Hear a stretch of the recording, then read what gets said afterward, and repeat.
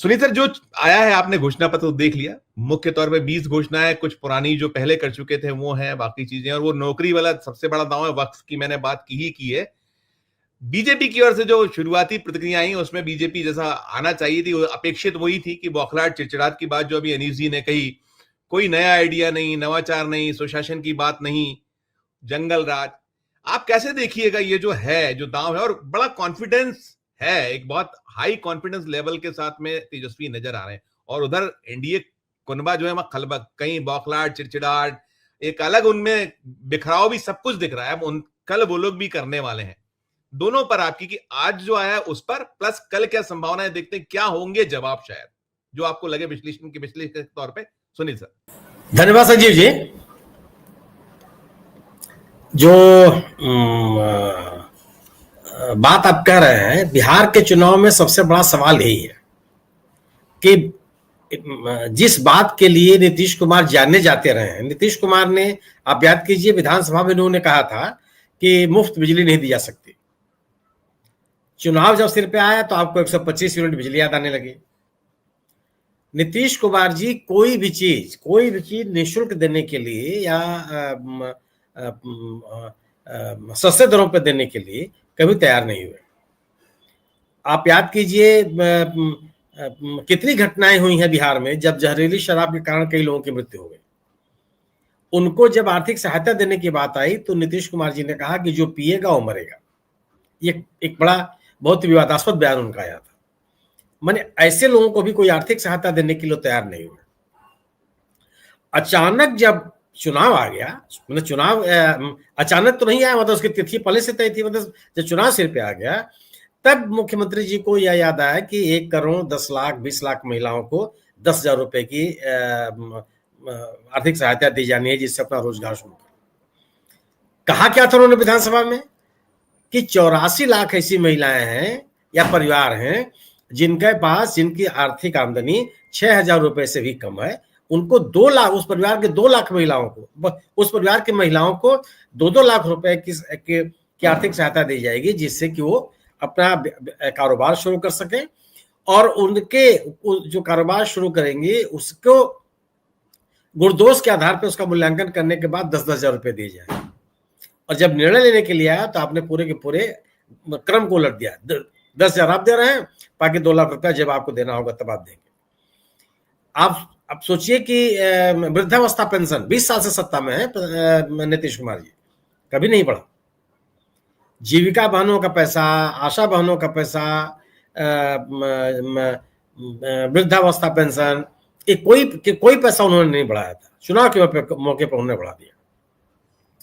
और जो 1 करोड़ 20 लाख महिलाओं को दिया, उसमें 5 या 6 किस्तें दी जा चुकी हैं, और अगले शुक्रवार को फिर अगली किस्तें दी जाएगी। ये क्या है? ये नीतीश कुमार की पहचान गुड गवर्नेंस के आधार पर रही है, एक ऐसे नेता के रूप में रही है जो एक बेहतर शासन तंत्र विकसित करने के लिए इच्छुक है, जिसकी कार्य योजना में है कि एक बेहतर तंत्र हम विकसित करेंगे जिससे पूरे समाज को लाभ हो, एक मैकेनिज्म डेवलप करेंगे, और इस तरह के घोषणाओं में उनकी आस्था नहीं होगी। उन्होंने किया भी। मैं खुद कह सकता हूं, मैंने देखा है कि 2005 में जब पहली बार सत्ता में आए, 2005 से लेकर के 2010 और 2010 से लेकर के 2015, ये लगभग जो पहले शुरू के 10 साल हैं, बहुत ही शानदार काम किया नीतीश कुमार जी ने। और जो बिहार राज्य को लेकर के तरह तरह की आशंकाएं थी, तरह तरह की चर्चाएं थी, उस सबसे उन्होंने अलग किया। प्राथमिक शिक्षा को बहुत बेहतर किया, प्राथमिक स्वास्थ्य को बहुत बेहतर किया, सड़कों के क्षेत्र बहुत काम किए। हालांकि वो दौर था जब केंद्र में यूपीए की सरकार थी, उस समय एनडीए की सरकार नहीं थी। तब जो राष्ट्रीय राजमार्ग बने उसमें यूपीए सरकार का ही बहुत बड़ा योगदान रहा, लेकिन हुआ वो चीजें लागू हुई। क्योंकि उसके पहले भी अगर आप कहिएगा तो आप कह सकते हैं कि जब लालू यादव की भी सरकार थी 1995 से लेकर के 2005 तक, उस दौर में भी एक कालखंड को छोड़ दीजिए, अटल बिहारी वाजपेयी की सरकार थी, वहां यूपी मतलब कांग्रेस उस सत्ता में रही थी। लेकिन जो काम किया नीतीश कुमार ने उसका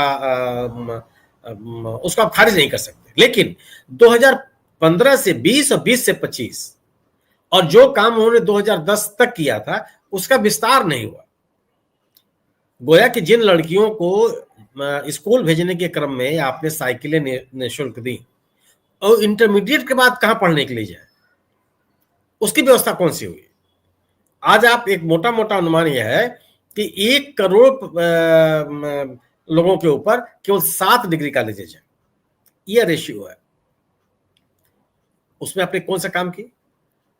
जो जन स्वास्थ्य पब्लिक हेल्थ है उसको बेहतर करने के लिए निश्चित रूप से प्राथमिक स्वास्थ्य केंद्रों को आपने बेहतर किया, लेकिन जिला अस्पताल, सुपर स्पेशलिटी हॉस्पिटल्स, इनके बारे में क्या हुआ? इनका कितना विकास कर लिया आपने? जो बच्चे पढ़ के निकल रहे थे आपके, एक तो शिक्षा की स्थिति, हायर एजुकेशन की स्थिति बहुत ही खराब रही बिहार में, आज भी खराब है। जो पुराने संस्थान से शिक्षण संस्थान, उनको केंद्रीय विश्वविद्यालय या केंद्रीय संस्थान के रूप में दर्जा देने की कोई पहल नहीं की गई। और जो संस्थान चल रहे हैं वहां से पढ़ करके निकलने वाले युवाओं को रोजगार के अवसर क्या थे? तो रोजगार के अवसर सृजित करने में नीतीश कुमार की सरकार विफल रही। राज्य का औद्योगिक विकास करने में सरकार विफल रही। आज स्थिति हो गई कि अमित शाह जी कह रहे हैं कि बिहार में कल कारखाने लगाने में जमीन को उपलब्धता सबसे बड़ी बाधा है।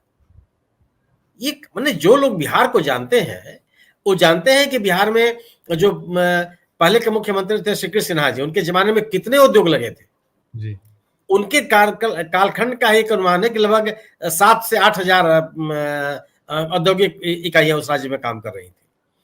आज भी उस राज्य में विभिन्न विषयों जो रॉ मटेरियल बिहार में उपलब्ध है उसके आधार पर ही आपको औद्योगिक इकाइयां लगाने के लिए तमाम संभावना है, लेकिन उस विषय में सोचा ही नहीं गया।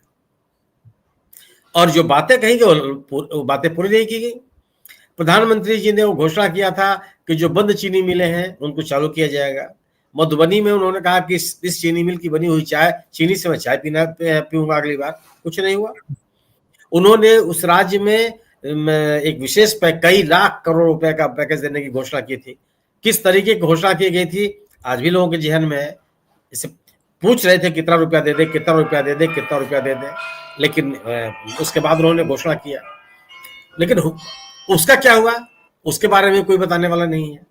अभी भी सुनील सर, अभी भी ये फोकस उनका इस पर है कि अगर हर घर को नौकरी तो 14 लाख करोड़ और इतना, और बजट से ओवर बजट क्या क्या वो मतलब सारी चीजें कर रहे हैं। वो अपनी बातें नहीं कर रहे हैं। वो रोजगार की बात कर कौन रहा है? आप सोचिए ना। आप याद कीजिए कि जब पिछले चुनाव में 2020 के चुनाव में तेजस्वी यादव ने वो कहा था कि रोजगार दिया जाएगा, तो यही नीतीश कुमार जी ने बैंक किया था उसमें कि पैसा कहां से लाएगा, अपने बाप के घर से लाएगा। पर आप रोजगार सृजित करने के मामले में अगर आपका यह दृष्टिकोण है तो आप सोच सकते हैं कि आप राज्य को कहां ले जाना चाहते हैं। क्या रोजगार प्राथमिकता नहीं होनी चाहिए सरकार की? और राज्य की प्रगति, युवाओं को बेहतर शिक्षा, पिछड़े वर्ग के लोगों को, दलित समुदाय के लोगों को बेहतर सामाजिक स्थिति। नीतीश कुमार जी ने महादलित और अति पिछड़ा शब्द का गठन किया था, विभिन्न सामाजिक समूहों की पहचान की थी और उनको अलग तरह से तरजीह देने का निर्णय लिया था। तो क्या रोजगार के बगैर आप सामाजिक स्थिति बेहतर कर सकते हैं? क्या भाषण देने से सामाजिक स्थिति बेहतर नहीं होती? आय का निश्चित स्रोत आपके पास होना चाहिए। तो पिछले 10 वर्षों में जो नीतीश कुमार जी का कार्यकाल रहा है उस दौरान मेरा अपना मानना है कि उन्होंने रोजगार के लिए, औद्योगिक विकास के लिए, बेहतर नगरीय जीवन के लिए ऐसा कुछ भी नहीं किया जिस बात के लिए उनका पहले का 10 साल का कार्यकाल याद किया जाता। और आप मैं जब दोनों कार्यकाल मैंने लालू यादव को क्यों लोगों ने सत्ता से बाहर किया? लालू यादव ने सामाजिक सशक्तिकरण और समाज के पिछड़े वर्ग के लोगों को आवाज देने के लिए, उनको एकताबद्ध करने के लिए कमाल का काम किया। लोग उनके पीछे पागल थे। उतना बहुत बड़ा नेता बन करके लालू जी उभरे थे।